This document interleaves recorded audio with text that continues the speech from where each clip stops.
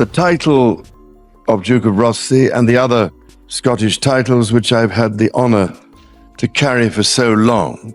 Can a queen be stripped of her entire legacy by a single secret order signed at the stroke of midnight? The answer lies within a top-secret dossier recently leaked from the heart of Buckingham Palace, revealing a calculated move that has left the monarchy reeling. We are diving deep into what insiders are calling the 18% sovereign strike, a cold, clinical maneuver designed to cripple the future of the Princess of Wales. It is June 20th, 2024. At precisely 11:45 p.m., while the rest of London slept under a blanket of heavy rain, a silent war reached its breaking point. At Highgrove House, King Charles III sat motionless, his fingers gripping a fountain pen so tightly his knuckles turned white. Before him lay a document that would change the House of Windsor forever. This was not a state paper or a routine briefing. It was a betrayal wrapped in legal jargon. Before we reveal the contents of that midnight file, make sure you hit that like button and subscribe to Palace Tea Tonight. Your support helps us bring these hidden royal truths to light. Also, comment below with the word truth if you believe Catherine deserves full protection from the Crown's assets. This leaked dossier exposes 3 lethal pieces of evidence proving that the office of Clarence House, under the direct influence of Camilla, quietly triggered an ancient and obscure clause within the Crown Lands Act of 1702. This wasn't just a clerical error, it was a precision strike. The goal was simple: to freeze 18% of the revenue from the Duchy of Lancaster. We are talking about a private fund valued at over £650 million. This money, traditionally destined to support the next queen, was effectively blocked from being transferred to Catherine. The first piece of evidence is a leaked internal memo dated May 14th. In it, legal advisors discussed the financial recalibration of the duchy, a term used to hide the diversion of funds. The second piece of evidence is a digital audit trail showing a sudden restriction on Catherine's trust access, implemented just 48 hours after her last public appearance. The third and most shocking piece of evidence is a signed authorization from the Queen's private office, citing long-term stability as a reason to withhold these massive sums from the princess. The atmosphere inside the palace that night was suffocating. As the rain lashed against the windows of the garden room, the king was forced to confront the impossible. Reports from staff suggest a devastating confrontation occurred. The king reportedly looked at the woman who had been his companion through 50 years of storms and asked her how she could turn the crown's wealth into a weapon. He told her that by choking the resources meant for Catherine, she was not just attacking a person, but the very foundation of the monarchy's future. He was heard whispering that his heart was a battlefield, torn between his love for his wife and his duty to his daughter-in-law. The king's private secretary recounted how His Majesty stared at the papers for hours, realizing that the 18% strike was designed to ensure that even if Catherine returned to full duties, she would do so without the financial independence required to run her own initiatives. It was a move to keep her under the thumb of the senior office. Why would such a move be made now? As we peel back the layers of this midnight dossier, it becomes clear that this is about more than just money. It is about who holds the keys to the kingdom when the current reign reaches its twilight. Stay tuned as we continue to uncover the shadows behind the throne here on Palace Tea Tonight. Don't forget to subscribe so you never miss a breaking update on this royal crisis. The atmosphere inside the Oak Room at Windsor Castle was thick enough to suffocate. This was no longer a private family matter. It had transformed into a clinical, high-stakes dismantling of power. 4 secret punitive decisions were about to be ratified, effectively ending an era of shadow influence within the palace walls. The documents laid out on the heavy mahogany table were the result of a frantic, weeks-long audit that uncovered a web of financial and political maneuvering that no one was supposed to find. The first and most explosive piece of evidence was the freezing of a £1,500,000 discrepancy. This massive sum had been quietly redirected from the sovereign grant, the taxpayer-funded pot that sustains the monarchy, into accounts controlled by Camilla's private office. While the public was told these funds were for administrative restructuring, the audit revealed a much darker purpose: the creation of a private war chest. By freezing these assets immediately, the Crown sent a clear message that the days of unauthorized financial shielding were over. The second decision was a legal earthquake, the triggering of a specific amendment to the Regency Act of 1937. This move was designed to ensure that in any event where the king could not perform his duties, the line of authority would bypass certain influences entirely, securing the transition of power directly to the Prince of Wales and his advisors. It was a fail-safe, a digital and legal padlock on the future of the throne. Third, and perhaps most personal, was the immediate removal of the Queen from the Strategic Council. This was the inner sanctum where the most sensitive decisions regarding the monarchy's survival are made. By stripping this membership, the Council effectively silenced her voice in the long-term planning of the House of Windsor. The final blow was the immediate transfer of 35% of all senior diplomatic responsibilities to the office of the Princess of Wales. This was not just a promotion for Catherine. It was a wholesale migration of influence. 35% of the crown's international weight was shifted away from the current queen consort and placed firmly into the hands of the future queen. As these terms were read, Princess Anne sat at the head of the table, her expression as sharp as a blade. She didn't raise her voice. She simply slid the thick audit file across the polished wood, the sound echoing like a gavel. She looked directly across the room and said that the numbers do not lie, and neither would the history books. She told the room that the institution comes before any individual and that the Clarence House project was officially finished. Sitting opposite her, Prince William remained silent, but his physical presence spoke volumes. His jaw was clenched so tightly that the muscles pulsed. For William, this wasn't just about a £1,500,000 discrepancy or a diplomatic shift. The ghosts of 1996 were haunting the room. He remembered the suffering of his mother, Diana, and the way she had been sidelined and financially squeezed during the breakdown of her marriage. He was heard telling a close aide earlier that morning that he would never, ever allow history to repeat itself. He was there to ensure that Catherine would never face the same isolation his mother did. Beside him, Catherine was the picture of absolute, terrifying calm.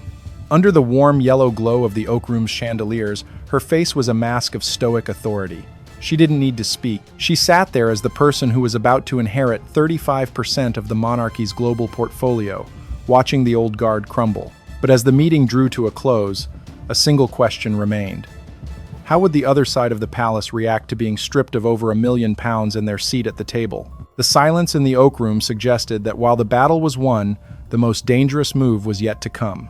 The Shadow Alliance had been exposed, but a cornered power is often the most unpredictable. What lies in the final pages of that midnight dossier that the king still hasn't dared to reveal? The ghosts of 1936 have returned to haunt the halls of Buckingham Palace, bringing with them a chill that no fireplace can warm. Behind the double-locked doors of the king's private library, a confrontation has taken place that mirrors the darkest chapters of the House of Windsor. This is no longer a disagreement over policy or public image.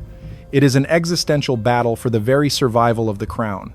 King Charles III, a man caught between his personal heart and his constitutional head, has finally placed two brutal ultimatums on the table.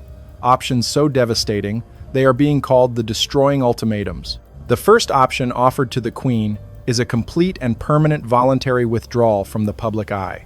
This would involve a signed agreement to vanish from royal duties, international tours, and official photographs, effectively living out her years in total seclusion. It is a modern-day internal exile, designed to remove her influence from the daily operations of the monarchy without the scandal of a public divorce. The second option is far more clinical and far more public.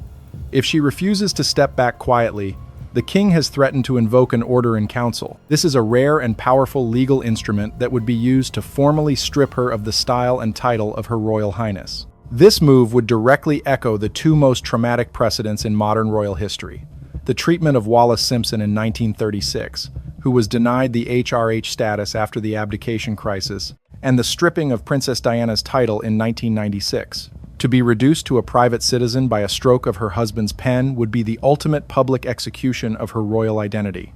The scene inside the library was described by palace insiders as nothing short of a Greek tragedy.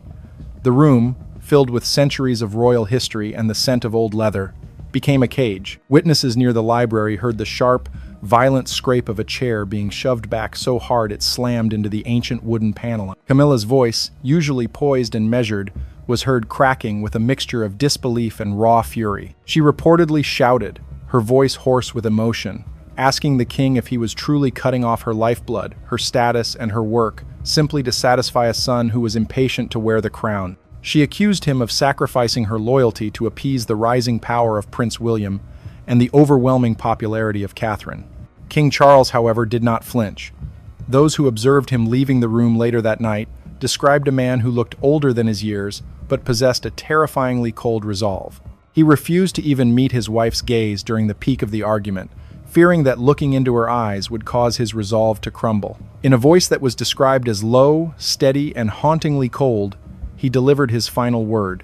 He told her that Catherine is the future of this institution. He stated that he could not, and would not, allow the entire Windsor dynasty to collapse under the weight of past scandals and the fears of the 20th century. He made it clear that the protection of the next queen was a duty that superseded his own personal happiness. As the clock in the library ticked toward midnight, the ultimatum remained on the desk, unsigned. The king left the room, leaving the queen alone with the weight of 1936 and 1996 pressing down on her. The palace is now holding its breath. Will she sign away her life's work to save her dignity, or will she force the king to pull the lever on an order in council that would shock the world? The decision made behind those library doors will determine whether the monarchy moves into the future with Catherine or stays trapped in the shadows of its own history. The next move is hers, but the king has already shown his hand. 5 minutes. That is all it took to dismantle a decades-long pursuit of power. As the sun began to dip below the horizon on a Tuesday that will be etched into royal history, the clinical machinery of the British state was activated with surgical precision. This was the execution of what insiders are calling the Sunset Decree, a series of administrative strikes so swift and so total that they have effectively erased a queen's influence in the time it takes to brew a cup of tea. The scale of this internal purge can be measured by 3 devastating numbers that signify the end of an era. First, the financial lifeblood of the Queen's private office was severed. Exactly 45% of her personal operating budget was cut with immediate effect. This 45% reduction wasn't just a move toward austerity, it was a strategic amputation. It meant the immediate cancellation of private security details, the grounding of independent travel arrangements, and the total cessation of any projects not explicitly cleared by the sovereign's central treasury. The second number is 14. In a move that sent shockwaves through the palace corridors, all 14 senior staff members assigned to the Queen's personal service had their security access cards revoked simultaneously. These were her most loyal advisors, her press secretaries, and her strategic planners, the Clarence House loyalists who had helped navigate her rise. By 5:31 p.m., they were escorted from the premises, their digital footprints wiped from the palace servers. She was left entirely isolated within the very walls she once sought to command. The third and most chilling number is 5. It took the Constitutional Secretary exactly 5 minutes to execute the sealing of the West Wing offices. There was no debate, no room for appeal, and no time for a counter-strategy.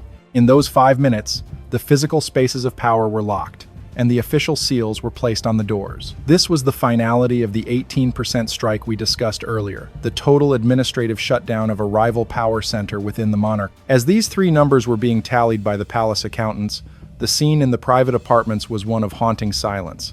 It was 5:30 p.m. The sunset was bleeding a deep, bruised red across the empty, echoing corridors of Buckingham Palace. The light caught the dust motes in the air, illuminating a woman who found herself standing alone for the first time in half a century.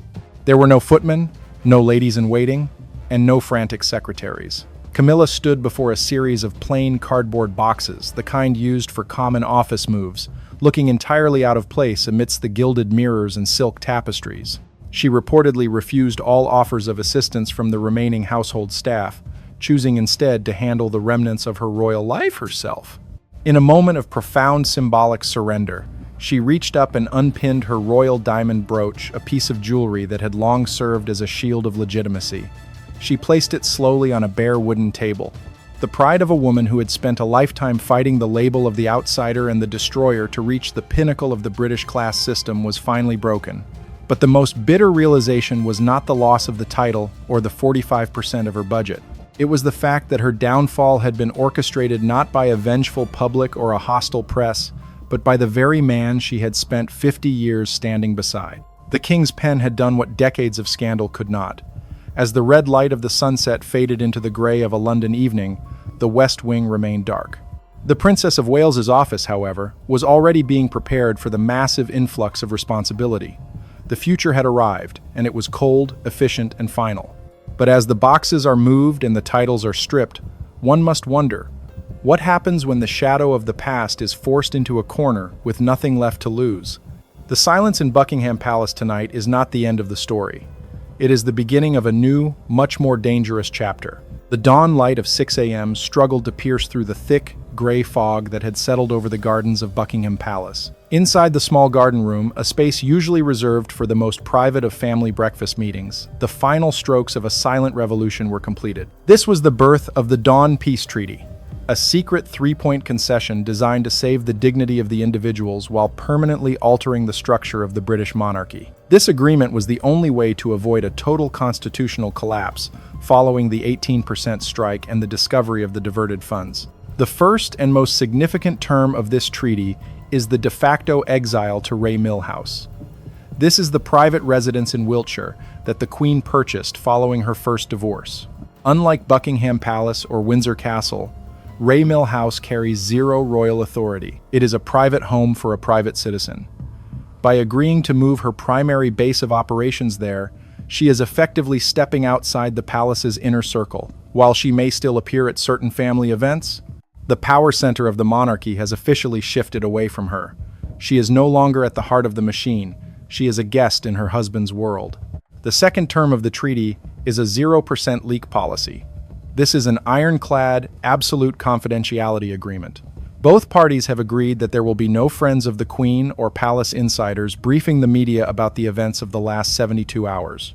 Any breach of this confidentiality, even a single whisper to a preferred tabloid, would trigger the immediate activation of the Order in Council to strip her of her titles. It is a total media blackout, ensuring that the transition of power to Catherine and William appears seamless to the outside world, even if the reality inside the palace is one of total fracture. The third term is the permanent withdrawal from the most significant legislative ceremonies of the British state. This includes the state opening of Parliament, an event where the Queen Consort traditionally sits beside the King as he reads the government's agenda. From this point forward, her seat will remain empty or be filled by another senior member of the royal family. This is the official death of the joint reign. By removing her from the legislative stage, the Crown is signaling that she no longer has a hand in the constitutional future of the country.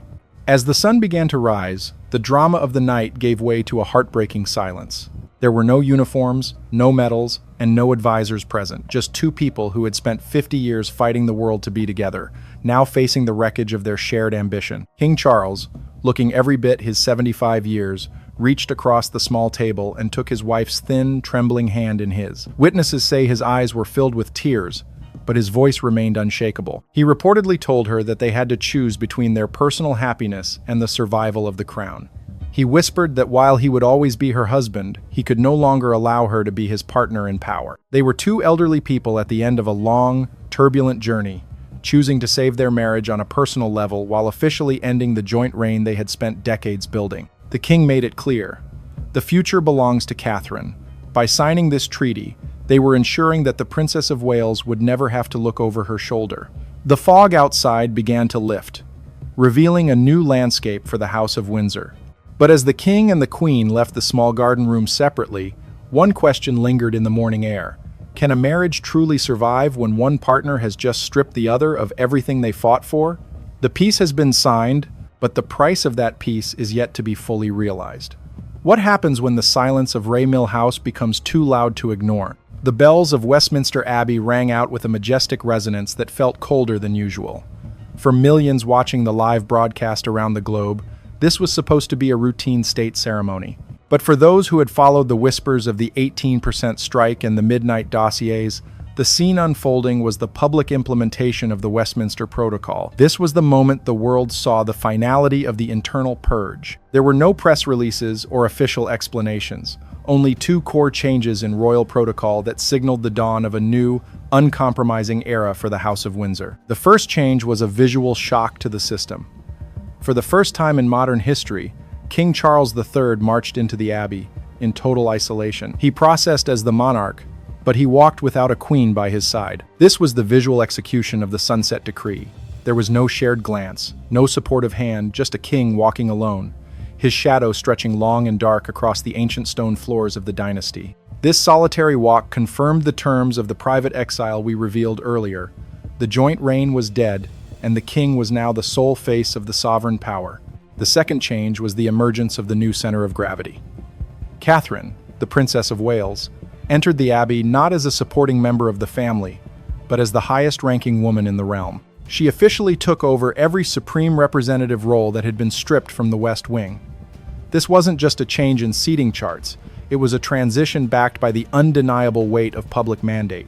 Recent internal polling within the palace showed Catherine holding a 68% approval rating, the highest of any living royal. With 68% of the public standing behind her, Catherine wasn't just walking into a ceremony, she was walking into her destiny as the protector of the monarchy's future. Despite the grandeur of the occasion, there were no smiles of victory on the faces of the Prince and Princess of Wales. The air inside the abbey was thick with the cost of this transition. As they moved toward their seats, Catherine was seen leaning in close to Prince William. Under the immense weight of the historic jewels, she wore gems that once belonged to those who came before her. She whispered a haunting realization to her husband. She was heard saying that every jewel she wore today was exchanged for the tears of another. It was a moment of profound clarity. Catherine understood that her elevation was built on the ruins of another's ambition. Her ascent was the result of the clinical, ruthless survival instinct of the crown. The message sent to the world was absolute. In the world of the Windsors, survival is the only currency that matters, and the price of that survival is often paid in the dark through silent sacrifices and the crushing of personal ties. As the king stood alone at the altar, the Westminster Protocol was complete. The shadow of 1936 had been answered with the resolve of 2024. The 18% strike had succeeded. The £1,500,000 gap was closed, and the path for the future queen was finally clear of obstacles. But as the king turned to leave, walking back down the aisle into the grey London light, he remained a solitary figure. The monarchy had been saved, but the family was transformed forever. This concludes our deep dive into the most secretive chapter of the modern monarchy. If you want to stay ahead of the next royal revelation and understand the true power plays behind the palace gates, make sure to like this video and subscribe to Palace Tea Tonight. We are committed to bringing you the facts the mainstream media won't touch. What do you think about Catherine's new role? Is the 68% mandate enough to carry the crown forward? Share your thoughts in the comments below, and thank you for watching Palace Tea Tonight.